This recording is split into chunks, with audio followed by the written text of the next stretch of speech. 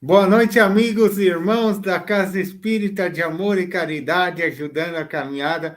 Mais uma vez nós estamos presentes, dessa vez a nossa amiga Beth. Ela veio para passar uma palestra para a gente. O tema de hoje é luto e perdas. Beth, amiga querida do coração, mais uma vez, muito bem-vinda à Casa Espírita de Amor e Caridade, ajudando a caminhada.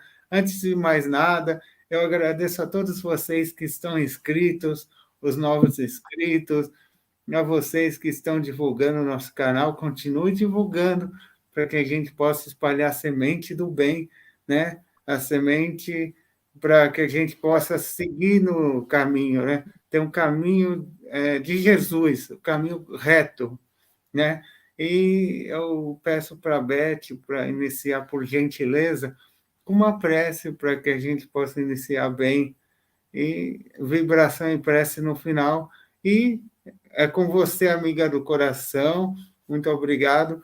E eu deixo com a companhia da Beth, que é uma companhia maravilhosa, para nos ensinar com o Evangelho, né, o que ela estudou. Obrigado e por gentileza. É com você.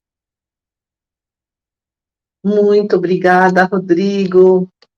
É uma delícia ouvir essas palavras de carinho, de incentivo. Somos todos muito gratos pela sua amizade. Então, elevando o pensamento ao mais alto, a espiritualidade amiga, que estejam conosco, pedindo proteção ao dirigente espiritual do SEAC, ao Antônio, que eles nos sustentem, nos amparem, nos inspirem, para que nesses próximos instantes possamos aprender um pouquinho mais. Se conosco, Senhor, hoje e sempre. Bom, vamos falar de lutos e perdas, porque não tem ninguém nesse planeta que não sofreu uma perda familiar, a perda de um amigo, né? E cada cultura tem um modo de ver a vida, de ver a morte, vivencia as perdas de uma forma diferente, tem diversos rituais de despedida, diferentes tipos de velório. Velório vem da palavra velar, auxiliar. Então, no velório, a gente precisa estar muito atento para só emitir bons pensamentos, preces, né?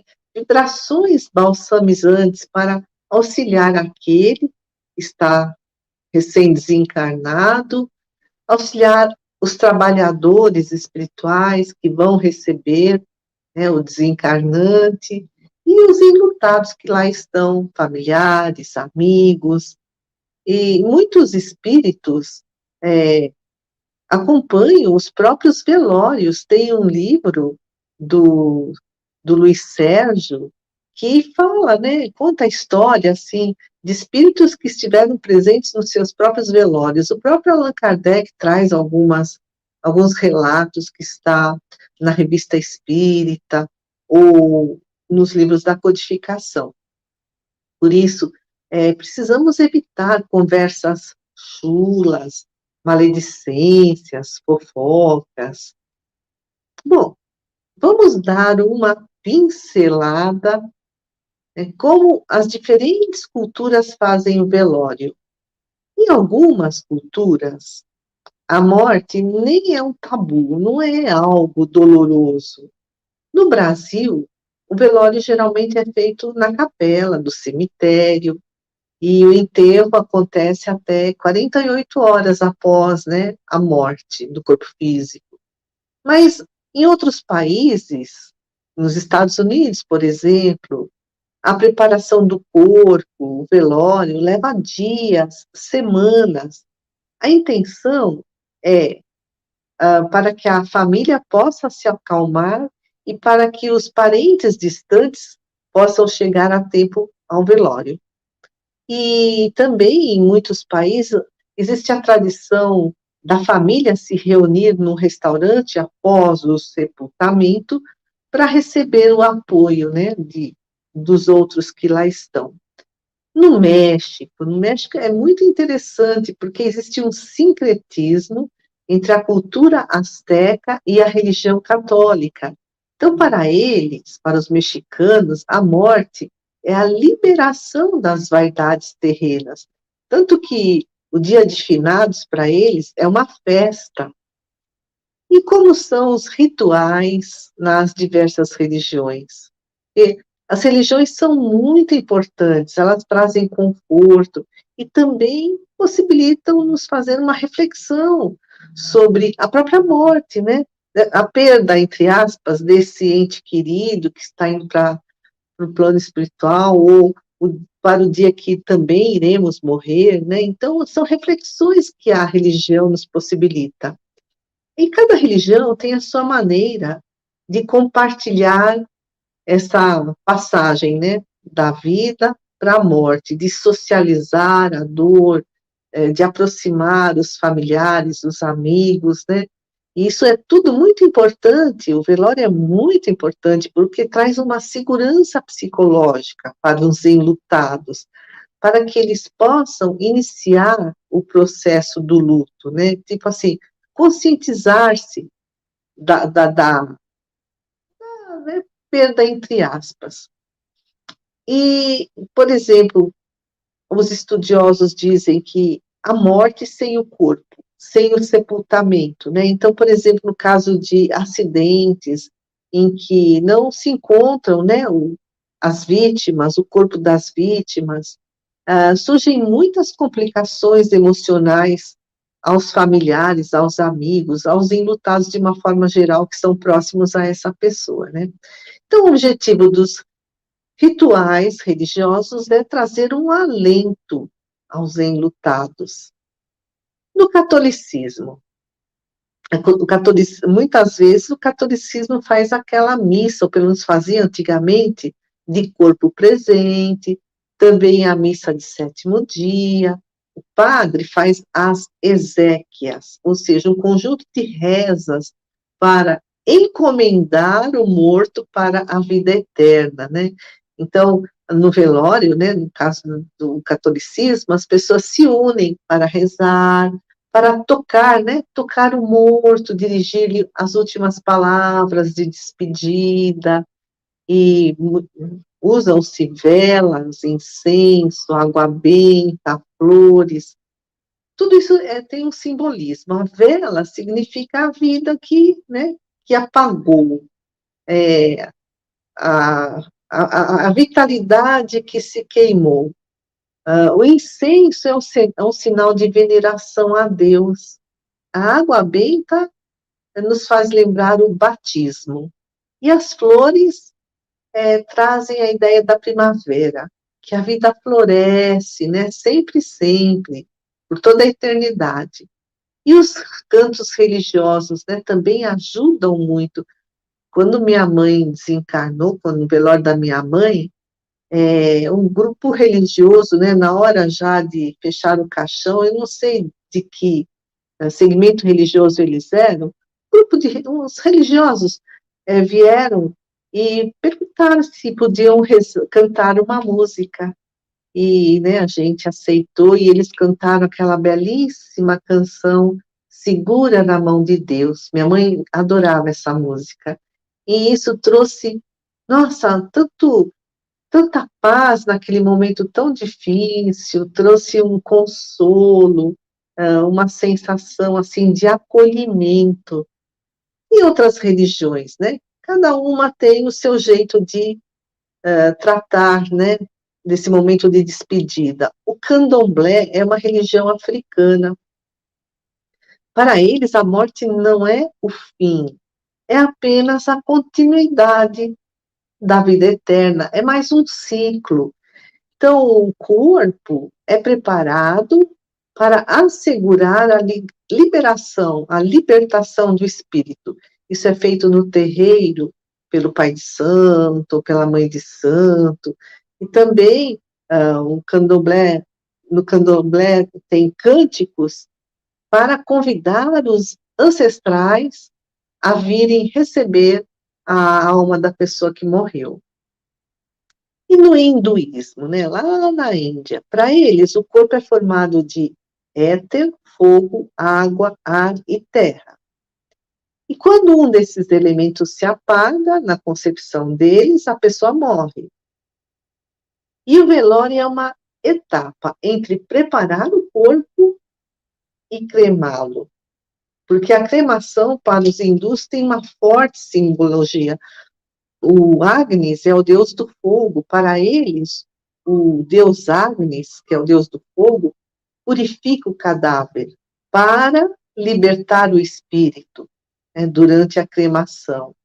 E no velório, então, né, eles fazem orações, leituras de textos sagrados, os familiares deixam cartas ao falecido para ele encontrar o caminho da luz.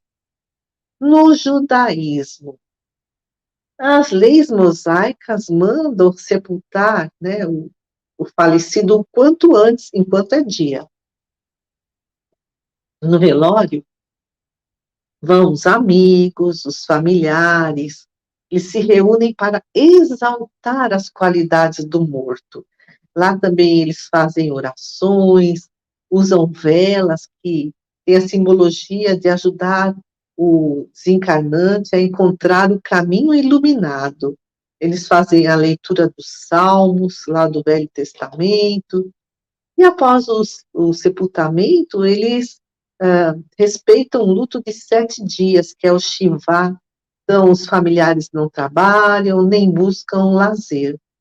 E eles honram o morto oferecendo donativos a entidades beneficentes, em nome, né, em homenagem a essa pessoa que está partindo, para dar-lhe conforto, para dar conforto à sua alma. O budismo. Os rituais no budismo variam conforme cada região. Então, a família prepara o corpo do morto. No velório vão os familiares, os amigos, o monge, todos oram, despedem-se com calma, porque para eles a morte é só uma etapa de um longo processo reencarnatório. A morte não é o fim definitivo. E os visitantes levam tanto consolo como dinheiro aos familiares para ajudar no funeral. Eles também usam velas, incenso. E no 7º dia após a morte, e também no aniversário do dia da morte, a cada ano, eles fazem uma celebração, reunindo os familiares e amigos. No islamismo, o corpo também é sepultado quanto antes, as cerimônias são breves, eles fazem orações para que a alma do falecido siga em paz seu caminho, e eles dizem, né, como ninguém tem o poder de evitar a morte, os que ficaram, né, aqui vivos, né, têm obrigação de aceitar a vontade de Deus e procurar manterem-se calmos e equilibrados. E agora a gente vai falar do espiritismo, né? Então, aprendemos no espiritismo que o espírito é imortal, ele reencarna, né, muitas e muitas vezes. Esse corpo aqui é só uma veste para o espírito poder encarnar, aprender, evoluir. A morte é só uma passagem do plano da matéria para o plano espiritual. E amigos e familiares se reencontrarão, né, lá no plano espiritual ou nas próximas encarnações. Muitos espíritas, eles seguem, né, os rituais de outras religiões, mas buscam consolo nos ensinamentos da doutrina espírita. E no caso de cremação, o próprio Chico Xavier comentou, é recomendável esperar 72 horas para garantir que o espírito já esteja liberto do corpo físico. Então, velórios, missas, rituais têm uma função muito importante. Amenizar a dor dos enlutados, né? Amenizar a dor também dos que partiram, porque eles também, né, sentem saudades, e homenagear o ente amado que partiu, levar o nosso preito de saudades, de gratidão, porque a passagem, né, na morte não vai nos mudar assim, né, a nossa personalidade, a nossa índole, de uma hora para outra. Quando nós morrermos aqui na matéria, nós seremos os mesmos lá no plano espiritual, só que sem essa veste do corpo físico. Então, também para eles, o velório, né, para esses que estão desencarnando, é uma manifestação de carinho, de respeito, de lembrança. Então, o velório é um apoio social também, né, para aqueles encarnados, porque tem a presença dos amigos, dos familiares, isso dá muito consolo, traz um sentimento de pertencer a um grupo, né, aquele grupo que está lá no velório, ou a vários grupos, isso diminui o sentimento de solidão, né, a sensação de desamparo, e ajuda a assimilar o fato, né, de que a pessoa morreu e internalizar essa difícil passagem. Porque, né, cada pessoa tem a sua cultura, segue uma religião diferente, traz a sua bagagem das vidas anteriores, cada um de nós está num diferente estágio evolutivo, cada um tem diferentes crenças, apresenta diferentes estados psicológicos, né? Às vezes, hoje nós estamos bem emocionalmente, amanhã nem tanto. Então, cada pessoa reage de forma diferente à morte do ente amado. Há pessoas que choram, há pessoas que se isolam, há pessoas que ficam agressivas, há pessoas, né, que ignoram a tristeza, elas precisam manter-se fortes, né? Elas engolem as emoções, elas se exigem essa fortaleza. Há pessoas que se fecham, reprimem a dor, engolem também, né? E tem pessoas que têm um misto de emoções, revolta, tristeza, conformismo, raiva, angústia, indignação. Essas emoções podem estar misturadas e oscilam, né? Ora, uma é mais saliente, ora outra, porque não existe, assim, gavetinhas no nosso cérebro para guardar cada um desses sentimentos, cada uma dessas emoções. Está tudo junto e misturado.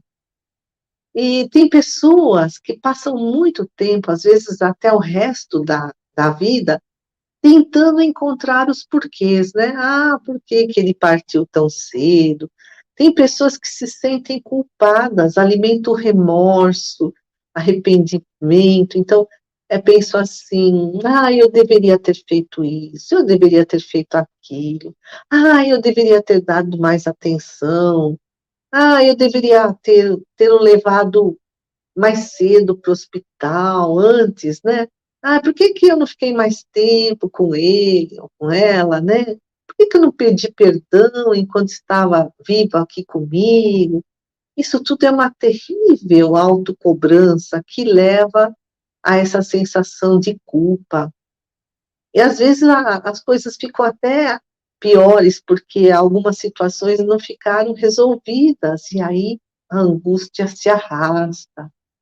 Tem pessoas, inclusive, que sentem raiva do ente que partiu, né, do amado, do ente querido, que partiu. Aí, penso assim, mas como é que eu posso sentir raiva e amor ao mesmo tempo? E aí essa raiva, né, pelo outro ter lhe abandonado, ter ido embora para o plano espiritual, se volta para si mesma, a raiva, né, por sentir raiva do outro. A pessoa sente raiva do outro e fala, não posso sentir raiva do outro, eu o amo tanto, e por isso, por sentir raiva do outro, acaba voltando a raiva para si mesmo. É tudo muito complexo, né? Mas a raiva é uma emoção, é uma energia, a gente tem que deixar fluir, aí ela se esvai. Lógico, não transformar em agressividade, de forma alguma, né?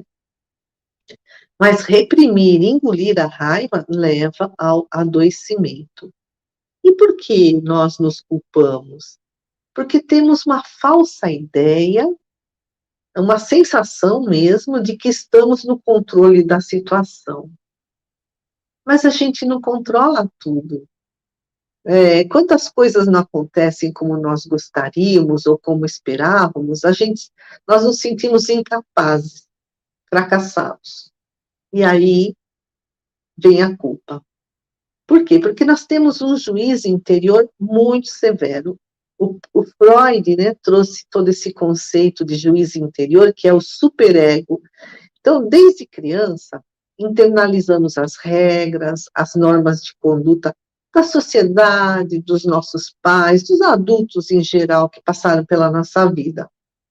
E muitas pessoas, por conta dessas vivências, ou trazendo, né, uma tendência de vidas passadas, têm um superego muito rígido.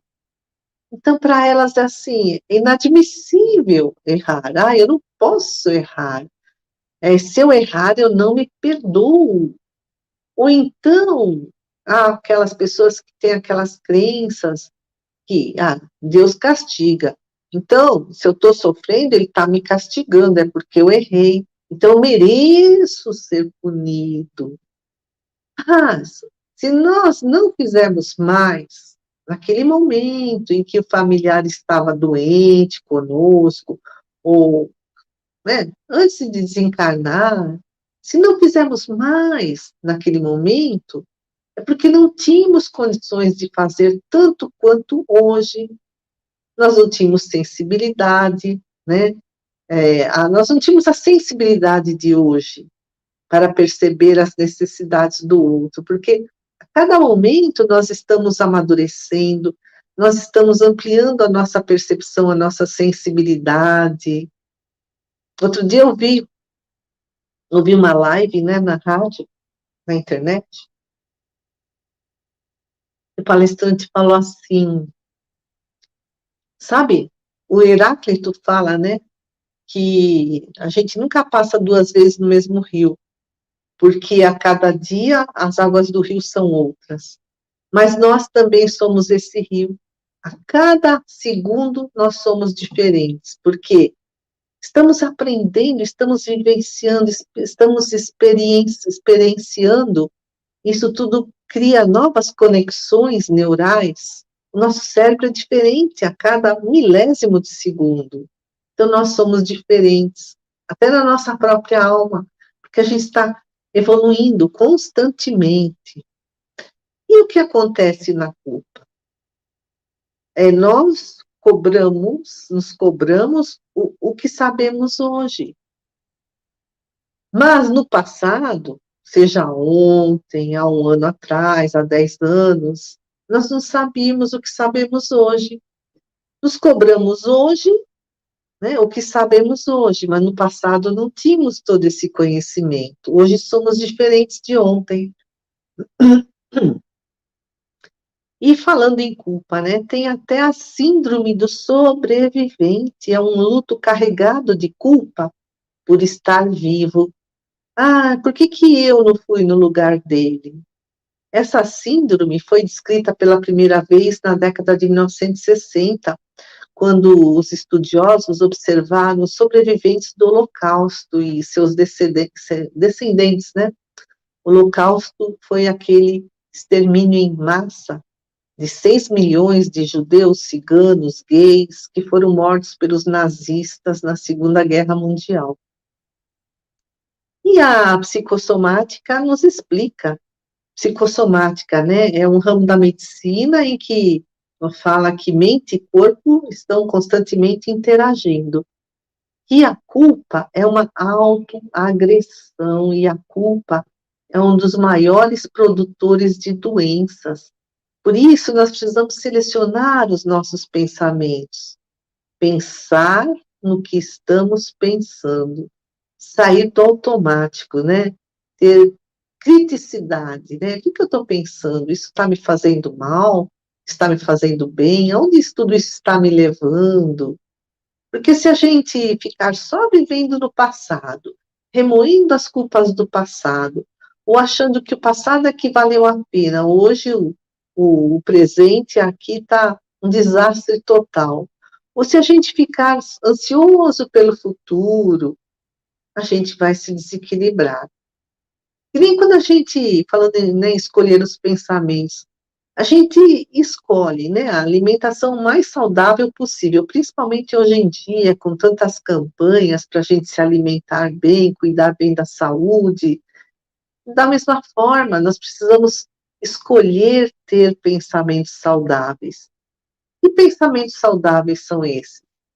De autoaceitação, né? Então, eu, por enquanto, sou assim, né? Então, eu vou me corrigir, mas sem culpa, de auto-perdão, de auto-amor, porque hoje sabemos mais do que ontem.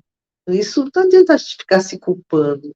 No passado, nós fizemos o que podíamos, não alimentar a culpa, mas perdoar-se. E como perdoar-se? Tem muitas pessoas que dizem assim: olha, a coisa mais difícil para mim é me perdoar. Não, não aceito o que eu fiz, né? Isso é um grande sofrimento. Então, como perdoar-se? Primeiro, entender tudo isso que a gente trouxe aqui, que no passado nós agimos segundo o nosso nível de consciência, segundo o nível de consciência que tínhamos naquele momento, que é diferente de hoje. E segundo, saber que sem o auto-perdão, nós vamos alimentar a culpa, e a culpa vai nos adoecer, tanto mentalmente como fisicamente. O Buda foi um príncipe nepalês, Siddhartha Gautama, viveu no século V a.C., e ele já dizia: se a sua compaixão não incluir você, ela é incompleta. A nossa compaixão precisa incluir-nos também para ser completa. Então, perdoar-se é um exercício permanente de compreensão e de autoaceitação, porque nós ainda somos tão imperfeitos, né? Ainda erramos tanto. Então, perdoar-se é um exercício constante de compreensão e autoaceitação. Lógico, né? Sem estagnar o nosso progresso espiritual. Então, o luto é um processo, ele tem um tempo diferente de duração para cada pessoa, não existe um tempo determinado, né? Então, precisamos dar tempo ao tempo, trabalhar as nossas emoções, dando tempo ao tempo. E aproveitando para conversar com os amigos, com os familiares, relembrando os bons momentos, sermos gratos por termos vivido esses momentos felizes com aquela pessoa que partiu. E aí o assunto vai ficando mais natural, menos assustador. Isso facilita a aceitação das perdas, a compreensão dos fatos e nos ajuda a seguir em frente, buscando os propósitos de vida, as razões de viver. Por que estamos aqui? O que viemos fazer nesse planeta? São os propósitos da nossa vida, né? Cada um sabe quais são os seus propósitos, quais são as suas razões de viver. São particulares para cada um. Mas é importante saber quais são, né? Cada um de si. Às vezes, o enlutado precisa até de ajuda médica, de psicoterapias, quando ele não sai desse processo de luto. Entra, às vezes, numa depressão tão profunda, precisa até de medicação. Ou o que acontece nas psicoterapias? A pessoa tem a oportunidade de reorganizar os seus sentimentos, os seus pensamentos, perceber onde estão os erros de interpretação, as distorções cognitivas, né? Assim, meu raciocínio errado. Então, por exemplo, uma distorção cognitiva, um raciocínio errado, é sentir-se culpado, né? Quando uma pessoa, no fundo, não tem essa culpa, é por conta desse juízo interior muito severo, esse superego. aceitar que não estamos no controle de tudo, por isso achar, eu podia ter evitado que, né, ele morresse. Isso daí é achar que podemos controlar tudo, também é um raciocínio errado. A psicoterapia nos ajuda a perceber esses erros de interpretação. Tudo isso é uma elaboração mental que pode ser feita na terapia, mas pode ser feita conversando com os amigos, lendo os livros, né, que trazem reflexões sobre a nossa vida, ou mesmo no atendimento fraterno, por exemplo, num centro espírita. Isso tudo vai aumentar a nossa resiliência. Resiliência é um termo emprestado da física, né? Veio lá da mola. A mola, né, quando a gente comprime a mola, sob pressão ela fica lá comprimida. A pressão acaba, ela volta para o tamanho original. A resiliência é isso, é a capacidade de voltar à normalidade após um momento difícil, é saber lidar com o estresse, com as perdas, é se adaptar à nova realidade, sem o ente querido, e de perdas em gerais, por exemplo, perda de emprego, perda de um casamento, tudo isso também gera luto, tudo que é perda gera luto.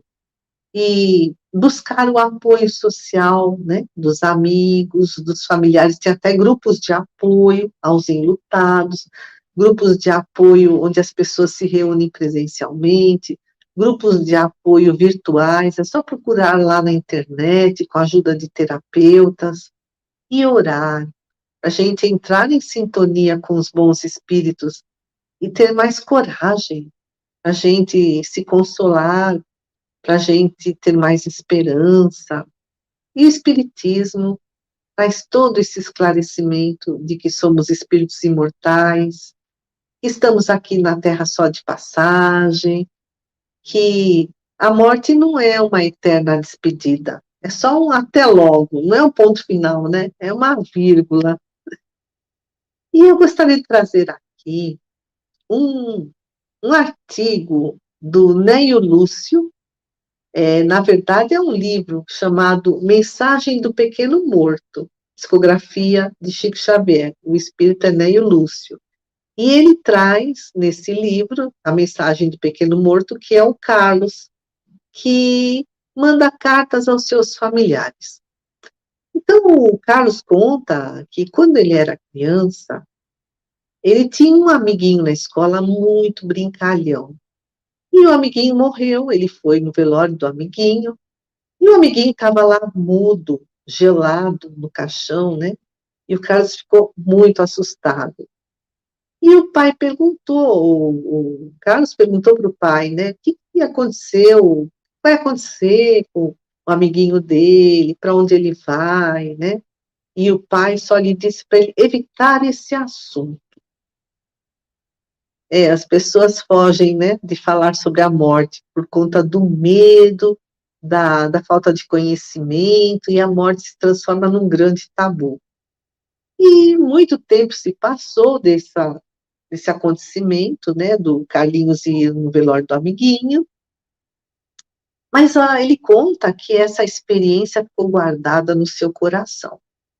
Quando ele tinha 14 anos, o Carlinhos, ele ficou doente, ele contraiu a difteria. Naquele tempo ainda não tinha, né, cura, e ele estava muito mal, muito doente, se sentindo impaciente, aflito, com muito medo de que tudo fosse se acabar, porque ele sempre tinha ouvido dizer que a morte era o fim de tudo. E nos últimos instantes da sua vida de encarnado, Carlinhos conta na carta, né, via Chico Xavier, né, que ele estava apavorado. Mas nesse momento ele viu, ele estava no quarto, e todos os familiares e o médico também lá no quarto, e ele viu flocos de uma substância fosforescente na porta do quarto dele.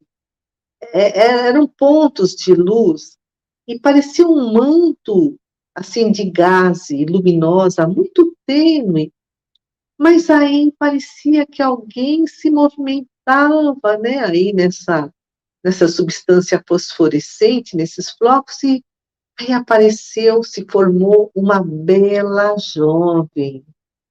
E o Carlos reconheceu esse espírito, porque ele não conheceu ela em vida. Ela tinha morrido quando criança, mas na casa dele tinha um retrato dela. Ela era a tia Eunice, irmã da mãe dele. A tia Eunice morreu quando ainda era muito criança. Carlinhos nem tinha nascido ainda. Aí, o Eunice, né, o espírito abraçou a mãe de Carlos, a irmã dela, mas a mãe do Carlos não a viu. Depois Eunice sentou, né, na cama, ao lado do Carlos, e falou assim: então, Carlinhos, você é tão valente, está medroso agora? E aí o Carlinhos conta na carta que ele reparava o nervosismo do pai, as lágrimas da mamãe, a tristeza e o abatimento do doutor Martinho, que também estava ao lado dele, e ele concluiu que as boas disposições da Eunice, assim, ela veio toda alegre, eram providenciais para ele, vieram trazer, assim, né, uma luz de esperança. E o Carlinhos conta que ele morria de medo de fantasmas, de assombrações. Quando contavam essas histórias, ele até perdia o sono. Essas histórias que contavam eram aterrorizantes.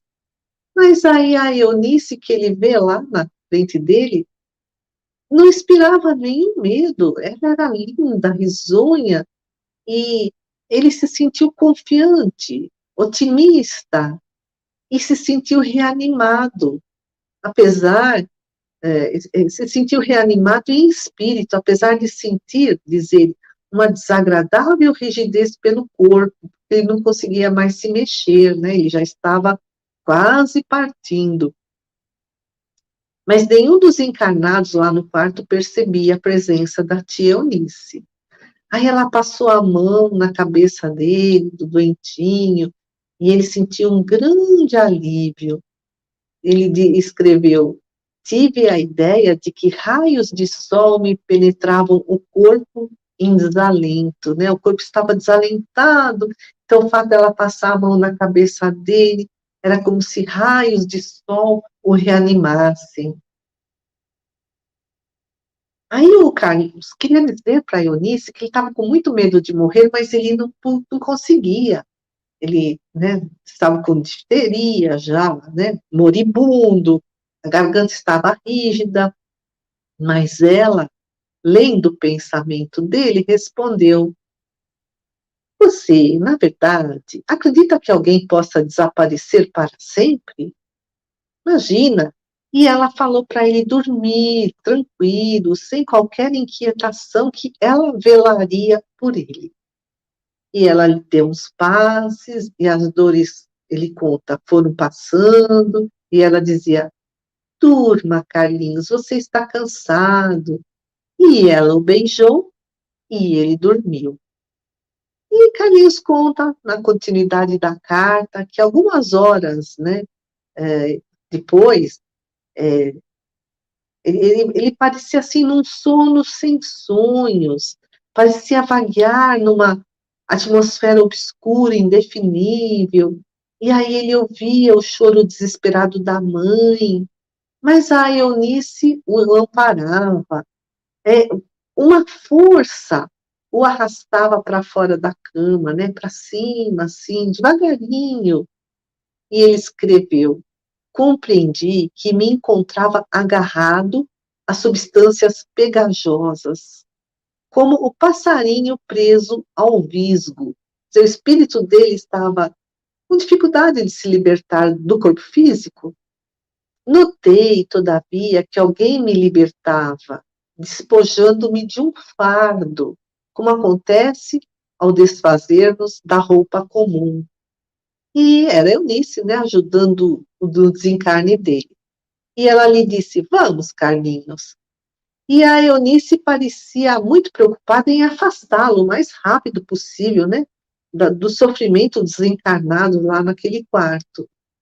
E saíram do quarto, lá fora, ele disse que respirou um ar perfumado, o ar fresco da noite, verdadeira bênção de Deus, e foi se afastando do solo, né, no colo da tia.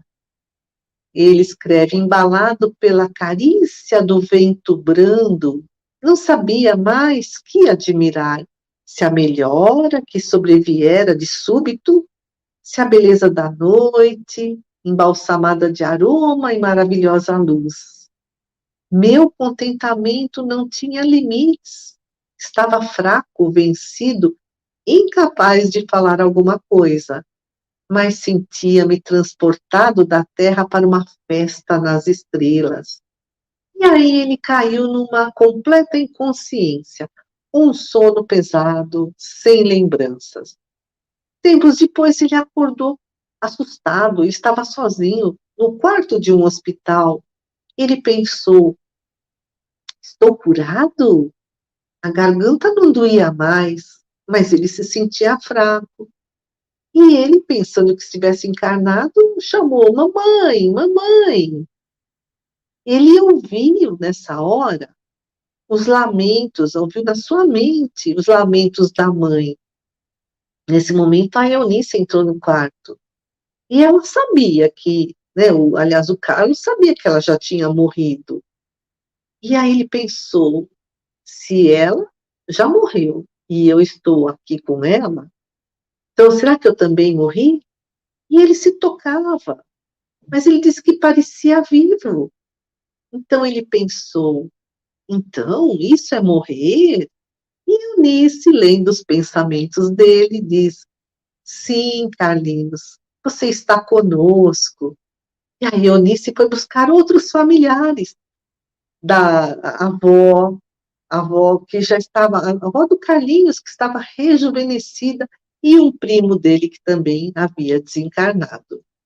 E o Carlinhos termina a carta, uma outra carta que ele mandou para o irmão dele, Dirceu, pela psicografia do Chico Xavier. Não se julgue dentro da vida como alguém que nunca prestará contas dos atos mais íntimos.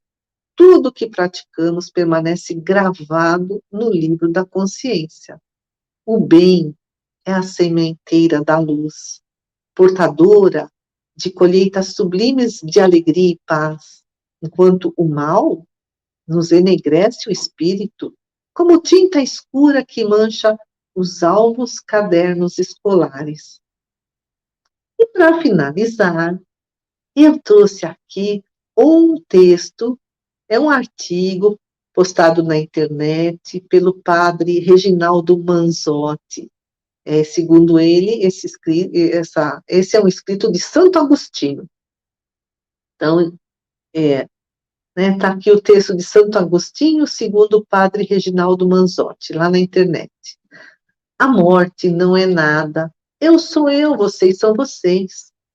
O que eu era para vocês, eu continuarei sendo, e me deem o nome que vocês sempre deram.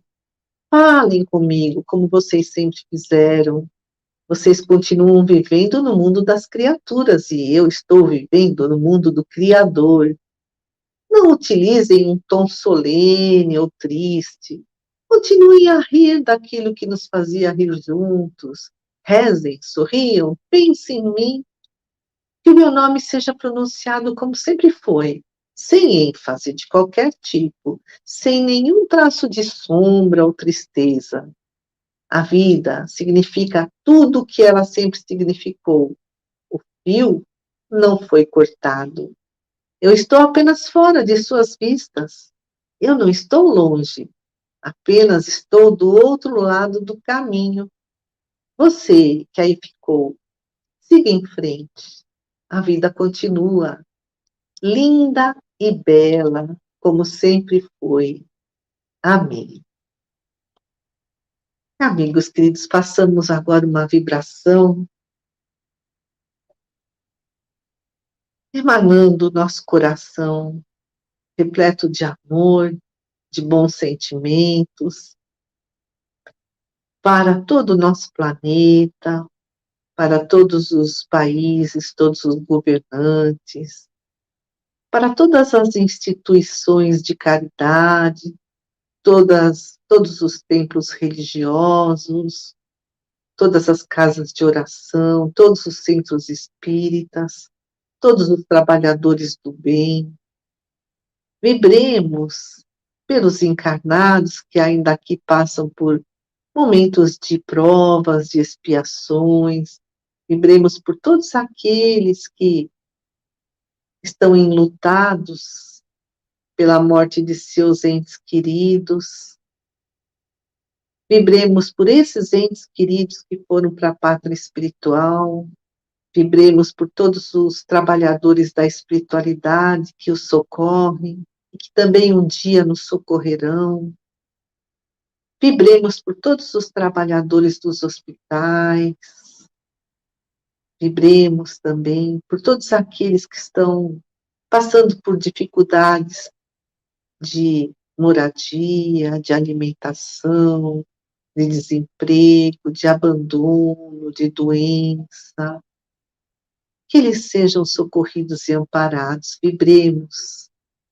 Vibremos pelos nossos mentores, vibremos pelo mentor do SEAC, o Antônio, vibremos por todos os trabalhadores encarnados do SEAC, vibremos por nós que aqui estamos e pelos nossos familiares.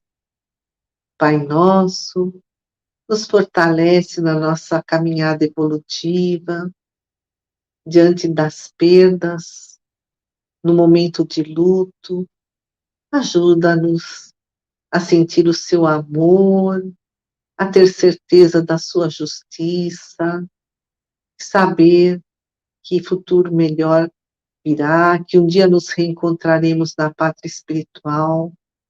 Fortalece, Senhor, todos que passam por esses momentos de transição, indo para o plano espiritual, e por todos os seus amados que ficaram. Pai nosso que estais no céu, santificado seja o vosso nome, venha a nós o vosso reino, seja feita a vossa vontade, assim na terra como no céu. O pão nosso de cada dia nos dai hoje, perdoai as nossas ofensas, assim como nós perdoamos a quem nos tem ofendido. E não nos deixeis cair em tentação, mas livrai-nos do mal. Que assim seja. Muito boa noite, muito obrigada, amigos, pela atenção.